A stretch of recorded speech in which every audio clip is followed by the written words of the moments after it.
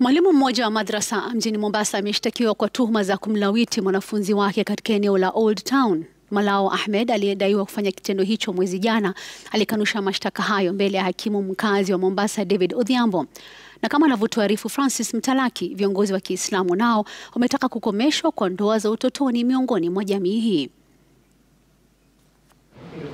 Mshukiwa huyo kwa jina Malao Ahmed mwenye umri wa miaka 47 alifikishwa kizimbani leo kwa tuhuma za kumlawiti mwanafunzi wa miaka 14 katika msikiti wa Muijabu Marikiti, mji wa Kale. Kulingana na upande wa mashtaka, mshukiwa anadaiwa kufanya kitendo hicho mnamo tarehe 28 Aprili.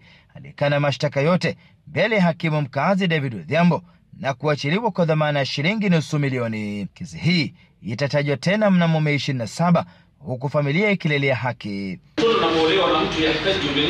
Mjini Kisumu, viongozi wa dini ya Kiislamu wameonywa dhidi ya kuongoza na kuhalalisha ndoa za mapema miongoni mwa wasichana wa umri mdogo. Kulingana na kadhi wa Kisumu Kasim Ratori, baadhi ya viongozi wa kidini wamekuwa wakiongoza ndoa za wasichana wenye umri wa miaka 15, akiwataka viongozi wa kidini kufuata katiba ya Kenya. Bora mtoto akoleka awe amefika umri ambaye anaweza akastahimili ile kitendo ya ndoa.